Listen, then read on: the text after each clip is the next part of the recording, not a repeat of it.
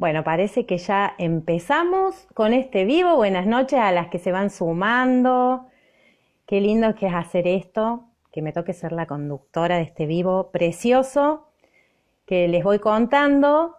Esto es en realidad una de las charlas conectadas que estamos haciendo desde el Ministerio de las Mujeres, Géneros y Diversidad y que es realmente un placer estar en esta continuidad. Tuvimos algunos éxitos totales y rotundos semanas anteriores que fueron hermosos.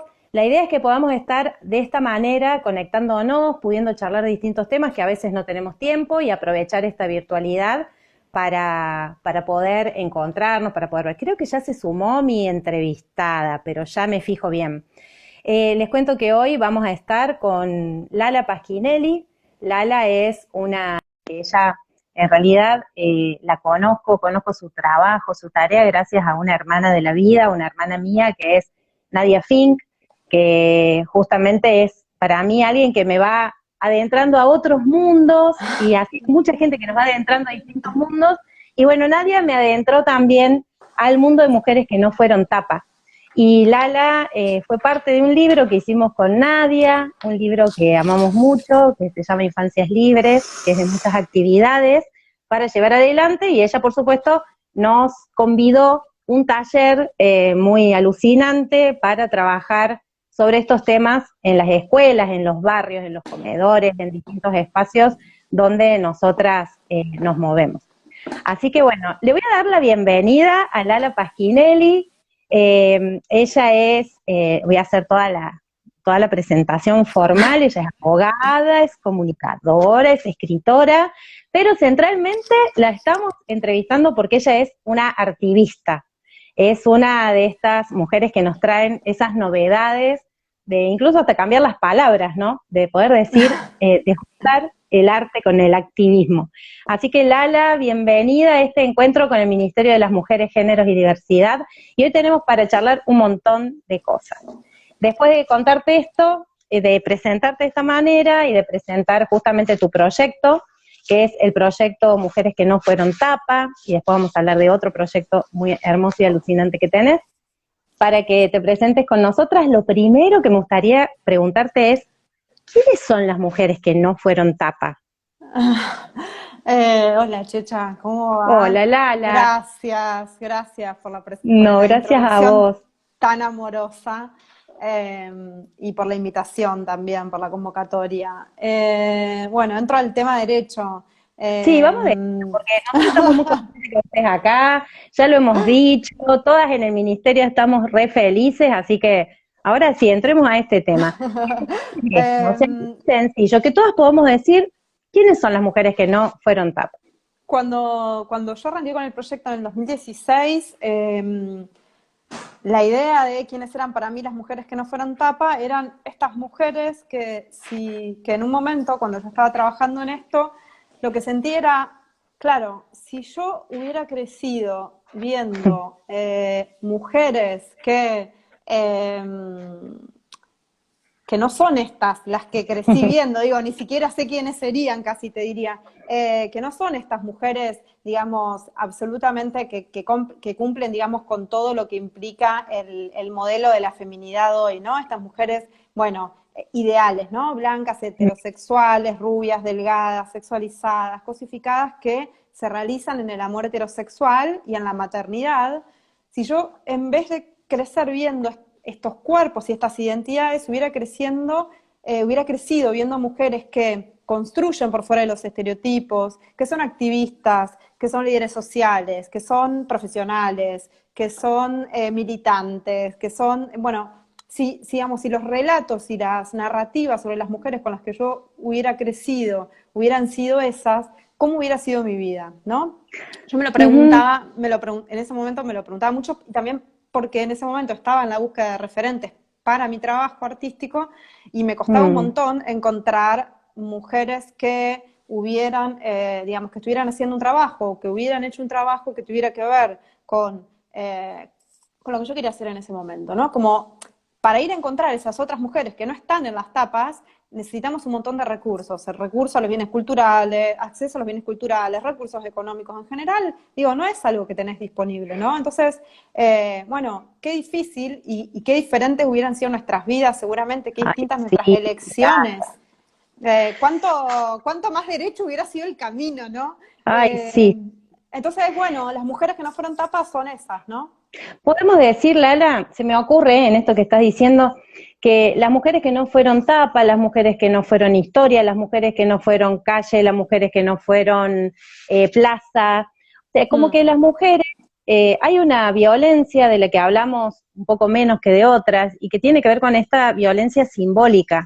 Yo a veces pienso, como vos decís, qué diferente hubiera sido mi historia, la tuya, la de muchas de nosotras, si si en realidad hubiéramos crecido, como decís vos, mirando otras ideas. Yo siempre pienso que cómo se armaban los actos escolares y con qué recursos, ¿no? Que pienso que de ese modo también es como se Claro. presentan muchas veces las tapas. En los actos escolares a nosotras nos dividían, por un lado, las damas antiguas, Antiguas. como todas con sus cosas, con sus miriñaques, todas divinas, y un montón de otras que éramos las negritas mazamorreras. Claro, A las exacto. que nos pintaban la cara, y nos decían como que éramos secundarias en la historia. Yo pienso que si nos hubieran contado que las mujeres afro eran las que tiraban el agua hirviendo desde las terrazas a las invasiones inglesas y que venían los tipos y que las que nos salvaban en esas invasiones eran esas mujeres, yo hubiera estado muy feliz de ser la Una protagonista. mazamorrera. Exactamente. Entonces pienso que, pensado así como vos lo planteás, yo que te sigo y con todas las que te seguimos, planteado desde los medios de comunicación, aparece muy fuerte, ¿no? ¿Cuántas negras, cuántas gordas, cuántas mujeres que revuelven la olla hoy están y que nos están salvando, cuidándonos en los barrios, aparecen en las tapas? ¿Qué Ninguna. modelo, cuidados de ese tipo está apareciendo? Y ninguna, y sobre todo yo escribí algo sobre, cuando recién acá arrancó el COVID, sobre cuál era la Mm, narrativa sobre el COVID, ¿viste? Y, y en sí, vimos. relación con las mujeres, me parecía muy interesante esto de cuáles eran los relatos que se contaban a nombre propio y cuáles eran los relatos que tenían una voz de relator que los contaba, ¿no? Entonces, vemos cómo estas mismas mujeres, digo, estas mismas de las tapas de las revistas, las influencers con millones de seguidores que todo el tiempo nos están vendiendo dietas, productos, maternidad y heterosexualidad, y confinamiento, ¿no? En esta cárcel de estas identidades tan ceñidas, contando sus historias de confinamiento, de COVID, de aislamiento en primera persona, mostrándonos los ejercicios que hacían para no engordar un kilo más o no sé qué, la dieta, cómo tenían a sus empleadas domésticas casi secuestradas en sus casas, ¿no? Y digo, y Sí, esto ni me... era algo que aparecía como un relato como, bueno, normalizado, eh, mostrándonos sus, no sé, los parques de sus casas y qué sé yo, o estas mujeres también con acceso a todo tipo de bienes que se habían ido de viaje y de repente quedaban por ahí en algún país y entonces, bueno, escuchábamos, veíamos sus caras, sus videos, ¿no? Como la Ujú. clase muy fuerte ahí, la clase y este modelo de mujer. Y después, estas historias de las mujeres, las que vos decís, las de los barrios populares, las de los movimientos sociales, las mujeres que, digamos, empujan todo lo que tiene que suceder para que se sostenga la vida en todos los contextos, completamente ausente ese relato, ausente en primera persona, y de lo sumo lo que podíamos ver era alguna noticia donde, con una foto de una villa o alguna cosa por el estilo, algún periodista hablaba de algo que tuviera que ver, Sí. pero no estaban esos relatos, ni esas caras, ni esas corporalidades, ni nada de lo que les sucedía a esas mujeres, ¿no? Eso me Sí, pareció como o quizás fuerte. Lala, cuando se habla de, yo digo de nosotras, Mm. porque de todas, ¿no? Creo que estamos casi Sí, todas, quedamos tan afuera de sí, las sí, tapas, todas, como decís sí. vos. Sí, o sea, porque en nuestra enorme diversidad, creo que cada vez que más nos alejamos más de la idea de hombre que hay en esta sociedad, que es un hombre blanco, heterosexual, que obviamente cuando decimos desde que el hombre es hombre, y nos imaginamos siempre a ese hombre, y por lo menos no nos imaginamos un gay, o sea, a partir de eso no nos imaginamos un gay o no nos No, imaginamos y un originario tampoco, ¿no? un negro, no nos imaginamos un originario, y mucho menos una mujer lesbiana, una traba, No. no nos imaginamos. Entonces, yo creo que en esa enorme diversidad que somos, cuando a veces se nos muestra en los medios, decime vos si pensás lo mismo o pensás otra cosa, cuando se nos muestra para mostrar algo que no es feliz, o algo que no es demasiado bueno, o algo que es para mostrar como si fuéramos parte de algún paisaje desafortunado. Sí, sí, sí, totalmente, claro, sí. Digamos, lo patológico cultural casi, ¿no? Mm, Como esa expresión de una sintomatología de lo que funciona mal, ¿no? De lo que, bueno, esto, ¿no? Como lo diverso, casi como se muestran las diversidades en general, ¿no? Bueno, como lo raro, digo, lo normal, lo que se sale de la norma, ¿no? sí. En general es lo disfuncional. Ujú. Sí, claro, se nos muestra de esa manera, como lo excéntrico, en el mejor de los casos, ¿no? Digo, con Sí. muchísima suerte, eh, lo excéntrico. Sí, sí, tenés razón. Sí, Lala, sí. ¿y vos qué ves? Bueno, en estos días vos estás mostrando muchas imágenes de gente que incluso hace sus videos caseros, Sí. como mostrando también, ¿no? Esto de qué pasa, de cómo se ve este lugar de las mujeres y de los varones y de los distintos géneros dentro de las propias casas en esta situación de aislamiento. Sí. ¿Vos ves que en este tiempo esto se manifiesta, se puede ver más claramente? Vos viste que nosotros estamos haciendo una campaña muy fuerte desde nuestro ministerio, intentando mostrar que durante esta etapa de aislamiento queda como muy claro que las desigualdades se manifiestan con mucha claridad, tanto las Mm, desigualdades total. sociales que, que aparecen muy claramente, como las desigualdades de género. Entonces nosotros decimos en esas desigualdades aparece con claridad que las mujeres nos ocupamos de esa tarea que hoy es esencial, mayoritariamente nos ocupamos de esa tarea que es esencial, y que se puede frenar la producción, se puede frenar todo el resto de la economía, y no se puede frenar la tarea del cuidado de la vida, ¿no? Y en esa Exacto. tarea que es tan esencial y tan importante tenemos un rol predominante nosotras. Pero acá también se Ujú. ejerce esta violencia real, que es la desigualdad, de que algo que podría ser una tarea que siendo compartida podría ser una buena tarea, cuidar niños y niñas, cuidar adultos mayores que necesitan cuidados, o personas que necesitan cuidados de salud, cuidar la tierra, cuidar la totalidad, el cuidado de la vida, al recaer tan fuerte en nosotros, esa sobrecarga de tareas se hace realmente insoportable. Y sin embargo, me gustaría que vos nos des como una visión de cómo esa violencia, esa desigualdad, cómo se manifiesta en la violencia simbólica también. Sí, y algo que agregaría a lo que vos decís es, antes de hablar de cómo esto está apareciendo, es también lo que se está poniendo de manifiesto en este momento, para mí muy fuertemente, y en las condiciones de aislamiento, pero también en quiénes son las que están cuidando en hospitales, ¿no? Es, especialmente en el ámbito del hogar, es que ese trabajo que aparecía completamente jerarquizado, ¿no? Y que sigue apareciendo completamente jerarquizado, por el cual no se paga porque pareciera que no tuviera ningún valor, de repente es el trabajo que no se, digamos, que se hace evidente que si eso no está, es imposible sostener la vida, ¿no? Entonces, Ujú. yo creo que eso tiene mucho que ver con cómo se está relatando, cómo se está contando el aislamiento o la vida, digamos, o sobre qué nos estamos riendo, de qué estamos hablando en este momento, ¿no? Por lo menos mi lectura, digamos, o sea, Sí, quizás otras personas piensan completamente diferente, pero yo lo que siento es que es el hecho de que se ponga tan de manifiesto la importancia de estas tareas que por la socialización que nosotras tenemos han recaído sobre nosotras y somos quienes las encarnamos, las llevamos a cabo de una ujú, manera muy eficiente, por otra parte, ¿no? O sea, con muchísima eficiencia, pudiendo soportar 2 o 3 turnos de trabajo, digo, afuera, adentro, de los chicos, la casa, toda la sobrecarga que tienen las mujeres en este momento. Y y lo que aparece es diferentes cosas, ¿no? Pero por un lado aparece este relato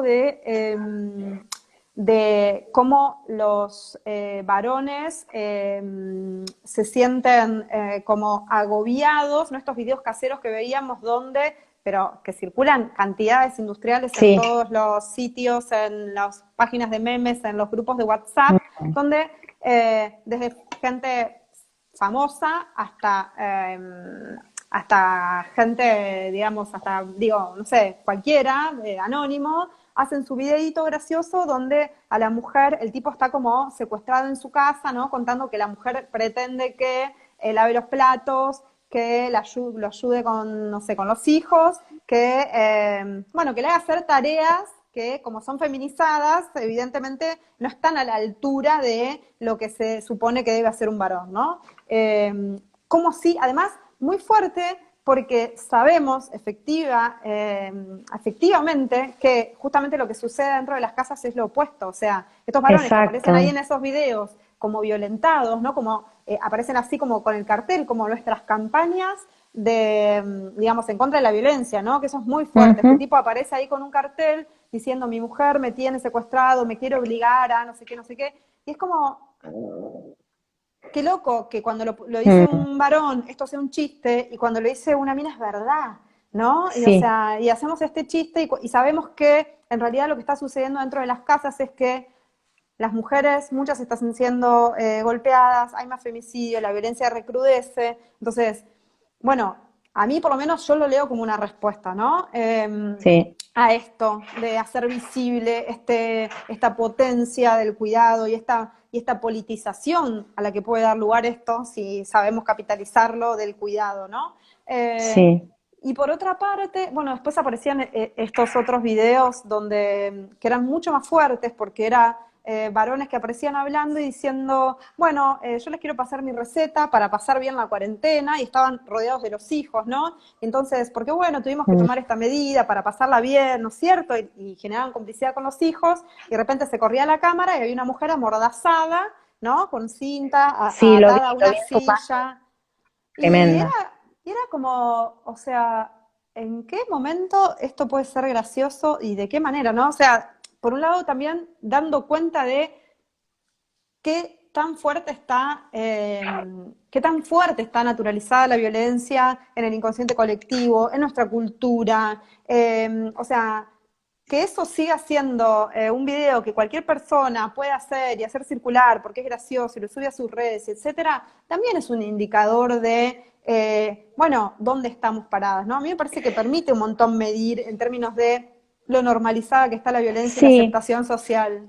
No sé qué sí, pensás yo vos. creo que, sí, pienso que estoy de acuerdo. Sobre todo creo que nosotras tenemos que trabajar sobre estas formas de violencia, sobre lo que a veces nos cuesta focalizar, porque Sí, estamos en las situaciones permanentes de emergencia emergencia, de las violencias que aparecen como más extremas, ¿no? Los sí, femicidios, los transvesticidios, exacto. los transfemicidios, y me parece que poder mirar que todo esto de lo que estamos hablando en este momento es la base de las desigualdades y de las violencias, donde se puede criar una situación tan extrema como un femicidio. Me parece que es muy importante. Y Sí, reflexionar y aprovechar el tiempo que podamos tener para reflexionar sobre esto, también me parece que es fundamental. Estas formas de violencia que vos planteas, también me gustaría como poder ver que así como podemos medir todo esto que vos decís en que es una violencia que se sostiene, también hay un montón de acciones que venimos haciendo desde todos los ámbitos,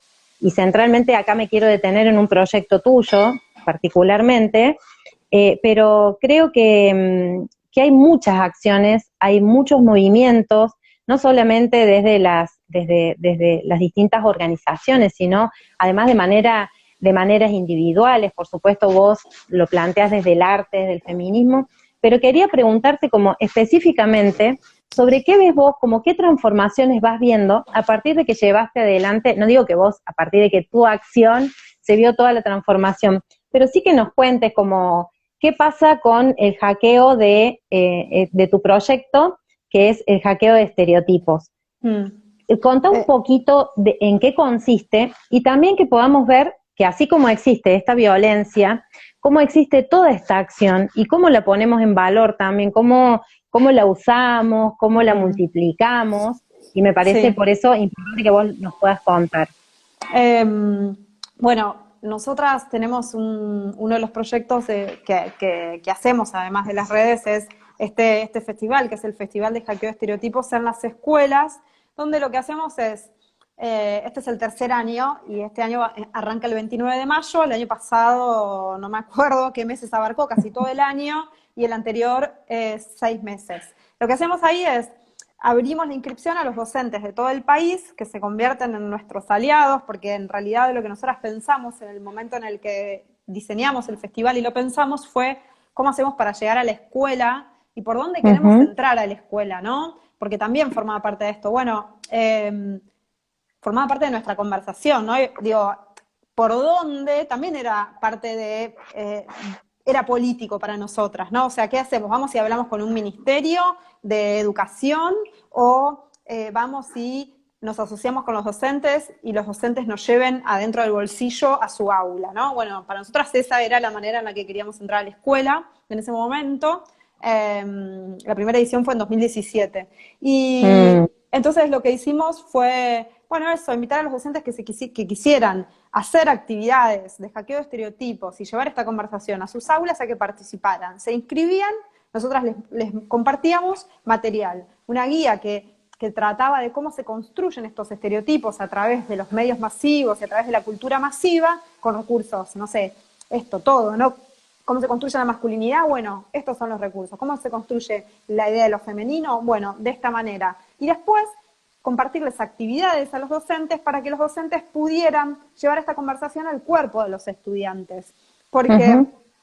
el punto es que lo que nosotros veíamos, por lo menos lo que yo vi el primer año, cuando iba yo a las escuelas a hacer los talleres, era que está todo bien con la conversación sobre los estereotipos y la conversación más política, más conceptual, pero después nos cuesta ver cómo esto nos atraviesa la propia identidad y el propio cuerpo, ¿no? Y, no sé, el racismo, el bullying, el embarazo adolescente, la bulimia y la anorexia, la depresión adolescente, el suicidio adolescente, son todos temas que están muy relacionados con los estereotipos, porque tienen que ver con, Claro.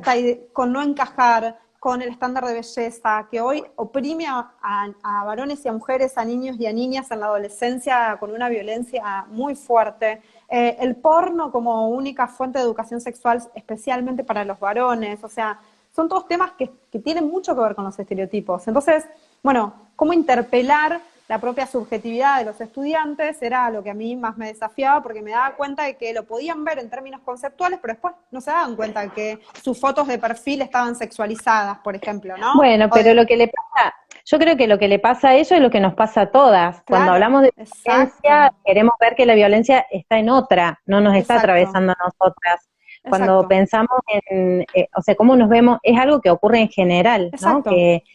Que siempre tratamos de poner afuera lo que en definitiva nos está atravesando. Y me parece que Sí, está buenísimo el trabajo este con jóvenes, con adolescentes, con niñes. ¿Y cómo es, por ejemplo, un hackeo? ¿Cómo hacen los chicos y las chiques? ¿Cómo hacen bueno, un pequeño hackeo?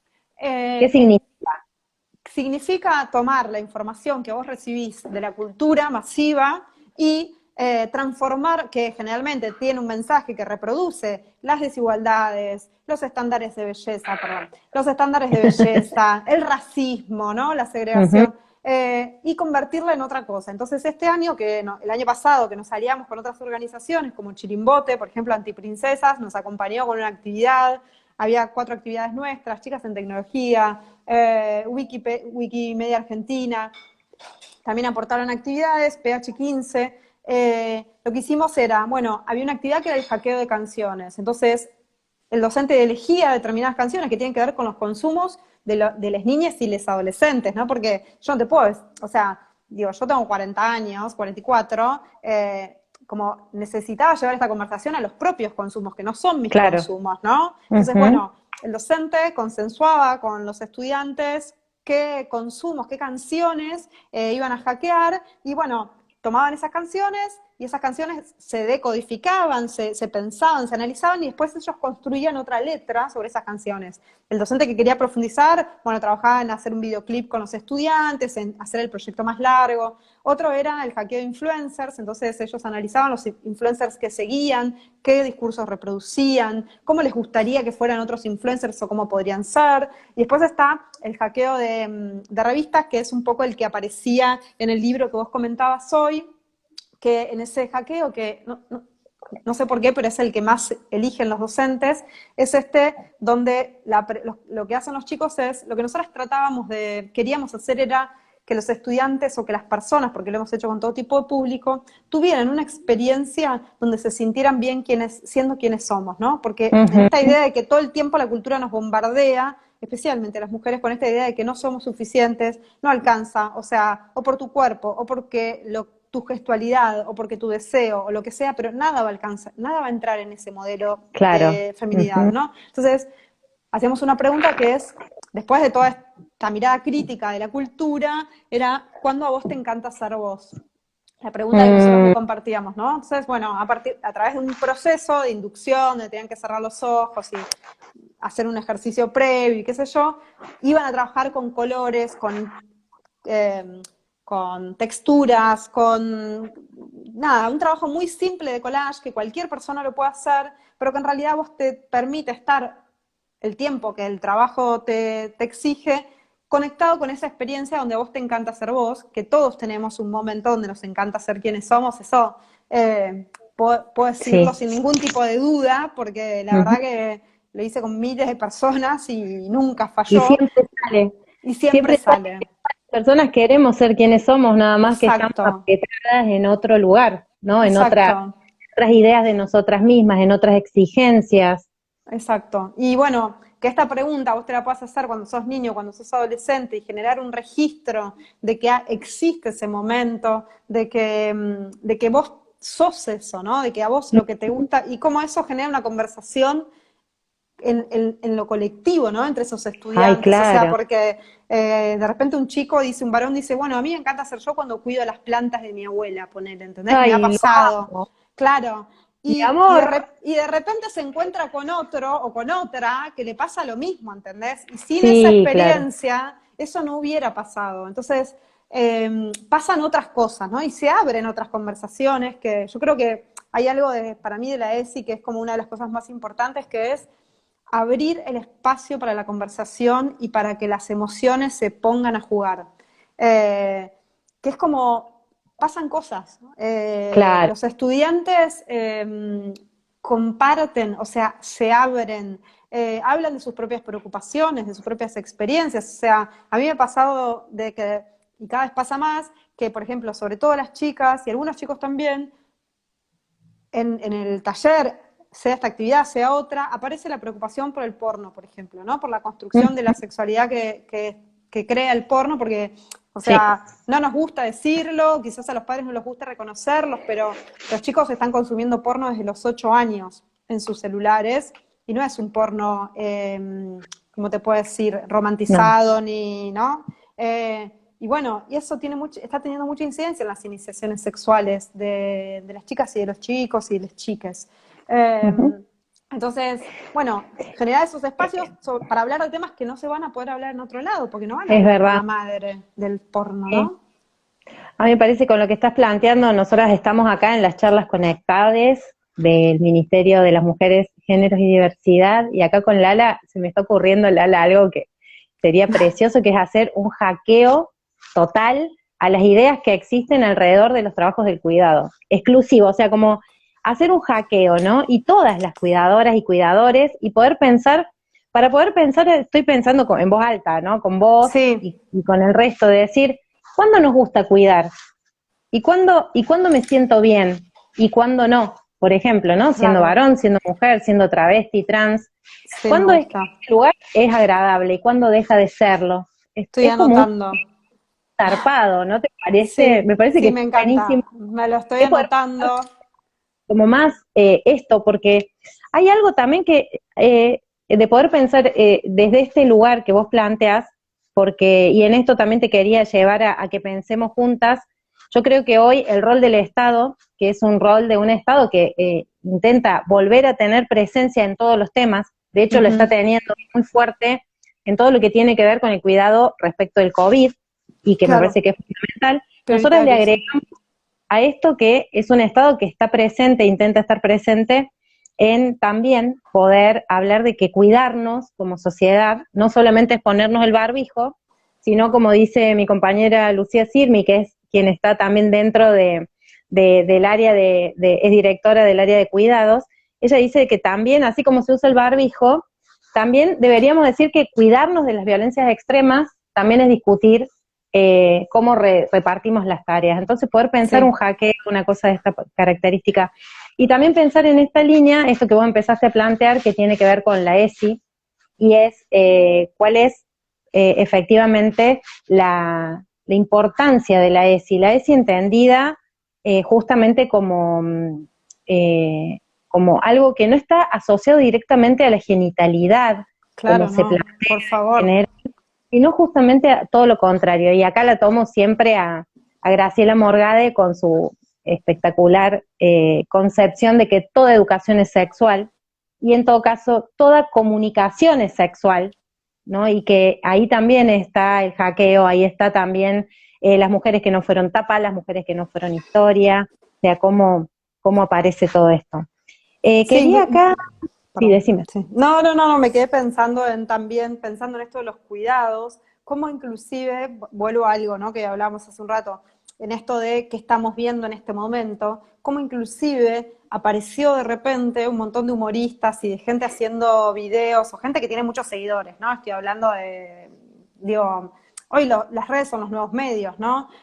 Sí, sí. Son los medios. Entonces, gente que tiene muchos seguidores, humoristas, stand-uperos y qué sé yo, haciendo estos números donde se ridiculiza Ujú. a las mujeres, por un lado, esto de mostrarlas sobrepasadas, o sea, como unas locas histéricas completamente desquiciadas, ¿no? En estas circunstancias donde, bueno, ya sea porque cambia completamente el contexto, cuando vos tenés que estar con tu hijo adentro de tu casa, tres chicos que van a la escuela, que tienen clases de Zoom, que quizás una tecnología que vos nunca usaste o que no es Exacto. no te es orgánica para nada, y además tenés que hacer tu trabajo y además hacer la comida, ¿no? Todo lo que implica. Sí. Cómo estas mujeres aparecían, ¿no? Completamente ridiculizadas, cuando lo que está poniendo de manifiesto esto es justamente que todo ese peso Es recae una sobre carga, nosotras y que es es un... insoportable, y cómo de repente eso se convierte en un chiste, ¿no? Y el chiste, nosotras combatimos mucho este humor, es algo que Sí, nos maltratan bastante por esto, pero la verdad que, bueno, a mí no me importa mucho, porque creo que el humor es una herramienta de normalización de las más efectivas que hay, de las más eficientes, ¿no? O sea, sí. reírte del oprimido no puede ser nunca gracioso, o sea, ¿desde qué punto de vista es No. gracioso, no? Claro, y bueno, eso pasa con las mujeres, digo, históricamente, Ujú. en el humor. ¿Cómo aparecen estos chistes? Sí, y Y cuando sí, hacemos humor nosotras, no es en general, gracioso. es re pésimo. El Claro, no es humor, gracioso. o sea, el humor nuestro no es gracioso. O sea, No, nos podemos reír no. de que se burlen de nosotras, no de que nosotras podamos hacer una mirada diferente, ¿no? Desde el humor. Exacto, Mm, exacto. sí, Era esto, ¿no? Cómo lo gracioso es ridiculizar a estas mujeres, que es lo que está sucediendo, es algo a lo que tenemos que mirar y atender y conversar. Y, y esto otro que es mostrarnos, o sea, digo, este modelo de la mujer infantilizada, tonta, que no entiende, que no comprende el mundo, que necesita el varón que le explique, ¿no? La que lo único que le preocupa de la pandemia es que no se pudo hacer la tintura, o que no se pudo ir a depilar, o que no se exacto. puede hacer las manos, o que engordó, o que está obsesionada por los ejercicios, ¿no? Como esos relatos sobre las mujeres en el aislamiento, creo que fueron muy preponderantes, o están siendo inclusive, te Sí. diría, y eso a mí bueno, como me prendió un montón de alarmas. Ujú. Sí, porque además, no sé, nos pasa a todas, yo hablo todo el día, estamos a pleno y con el teletrabajo a full, y hay compañeras que están en un teletrabajo permanente y con mucha responsabilidad. Y yo las escucho a ellas, tengo que hablar con ellas y escucho a sus hijites, a sus nenas, a sus nenes llorando, gritando, y a veces escucho hasta de fondo también un varón que también está haciendo teletrabajo, pero escucho que en este lugar es donde están las niñas, ¿no? Y por ahí está Claro. bueno poder mirar todo eso. Lala, quiero tomar algunas preguntas que estoy mirando y que Vale. quería, como que hay varias que están muy buenas, pero esta me encanta porque todo el tiempo pienso en esto, que es cómo podemos armar y pensar los relatos para dejar de hablarnos entre nosotras y poder, ya dice palabras muy difíciles, o sea que ya creo que esta que hace la pregunta ya no hace lo que dice que hay que hacer. Dice, ¿cómo podemos pensar los relatos para dejar de hablarnos entre nosotras y poder interpelar masivamente desde el feminismo? Ya la palabra interpelar ya me parece que no es masiva, pero bueno, Claro, no importa. claro. Pregunto lo que se pregunta por acá, que me parece que está re buena. Bueno, qué difícil. Es una pregunta re difícil, ¿no? Porque digo, es algo a lo que aspiramos. Ujú. A lo que aspiramos es duro. O sea, yo en el tiempo en el que vengo trabajando en este proyecto, te diría que estuve en distintos momentos en relación a esto, ¿no? Por un momento, al principio, me interesaba muchísimo hablarle a estas personas que justamente piensan distinto o contrario o que todavía no. Y la verdad es que esto tiene que ver con la identidad de cada uno y con el tiempo de cada uno. Y eh, uno lo que puede hacer, creo, o por lo menos lo que hacemos nosotras, digo, en lo que creemos, es en que hay que sembrar conversaciones, o Ahí sea, es lo va. máximo a lo que podemos apelar. Convencer o llevar a lo mainstream unas ideas cuando, por otra parte, estamos hablando de un sistema económico, político y social, o sea, no estamos hablando de gente que todavía no se dio cuenta. Estamos hablando de el orden económico, o sea, el binarismo, la heterocisnorma sostienen un modelo económico que necesita el trabajo gratuito de las mujeres para su subsistencia. Entonces, bueno, no es poca cosa, ¿no? Digo, No. y tiene todos los recursos económicos para seguir convenciéndonos de que vamos a elegir hacer, digo, la heterosexualidad y que vamos a elegir hacer este trabajo, y que ser desjerarquizadas, bueno, se nos va a pasar por el costado y no nos va a importar. Entonces, no es, no es que del otro lado tenemos gente que, bueno, todavía no se dio cuenta, llevémosle la verdad que lo va a Ay, lo entender, que menos ¿no? me gusta es la gente que lleva la verdad a algún lado. Yo no sé a vos Claro, qué te pasa, yo odio, detesto que me baje en línea. Entonces, a mí no me claro. gusta que también me digan, esto es lo de sí. A mí me parece que en lo que vos decís, el abrir conversación es también el poder escuchar. No sé, de un montón de cosas que a mí me encantaría estar horas con vos, que me cuentes historias de hackeo. Entonces, que vos me cuentes esto, de que un chico pudiendo decir cuál es su mejor momento, habla de una tarea que es femenina, vamos a ponerle comillas, y Sí, que dice, sí, me sí. gusta regar las plantas de mi abuela, eso es zarpado, eso modifica una perspectiva y hace que nosotros podamos mirar y que eso también es poder hablar también de los cuidados, también de quién le toca cada cosa, de por qué, Sí, y ahí de dónde te paras desde el buen lugar, ¿no? Me parece que eso sí, es como algo que planteaste al principio, que va hace un rato, que me parece que como muy interesante, que quizás desde los feminismos es también pararnos desde qué lugar nos sentimos bien, desde qué lugar nos podemos mirar para poder transformar la realidad. Y por ahí también nos podemos estar escuchando más sí. entre todos, ¿no? Creo que siempre la pregunta nos va a llevar, o sea, convidar preguntas nos va a llevar Sí, siempre a un lugar diferente que tirar una posta, que es nuestra posta sí. de este momento, que no fue nuestra posta de hace 10 No, años, ¿entendés? Porque va yo no cambiando, Lala. pensaba, claro, Ay, yo no no. pensaba como pienso ahora hace 10 años ni hace 3. Entonces, lo que pasa es que, bueno, a veces también, yo ahí me reconozco, es como a veces recibís tanto y es tanta la Sí, información y es tanta la opresión y la desigualdad que ves y qué sé yo, que decís, bueno, o sea, hay cosas que hay que decirlas con contundencia, a mi sí, criterio, pero en sí, general creo que si lo que tratamos es de justamente transformar algo, transformar identidades, ¿no? O sí. sea, este modelo se nos convierte en una identidad. Entonces, si vos toda la vida creíste que ser mujer era esto, ¿no? Que nos dicen que es, y de repente viene alguien a decirte, no, che, mirá, ¿sabes qué? Quizás que no tuviste hijos porque querías, quizás es una imposición del patriarcado. Y bueno, es muy doloroso, o sea, digo, Si vos creíste como, toda vayamos la vida que, despacio. claro, si vos creíste toda la vida que existían los príncipes azules y de pronto te encontraste uno y se destiñó, ¿qué haces después? ¿Entendés? Si te das cuenta que ni siquiera ese que vos creíste. Entonces me parece que sí, que está bueno lo que estás planteando como lugares, ¿no? El lugar desde donde nos han puesto, que que es desde donde tenemos que dar respuesta siempre. La otra pregunta que me parece que está re buena es, ¿qué opinás de las publicidades que tienen relatos feministas? Y dicen varias marcas, que yo te voy a decir directamente algunas grandes corporaciones, que Claro. muestran mujeres o feminidades diferentes o de una manera más amplia. ¿Qué opinas vos desde una perspectiva, incluso desde el hackeo, desde esta Mira, perspectiva de comunicación y de violencia simbólica?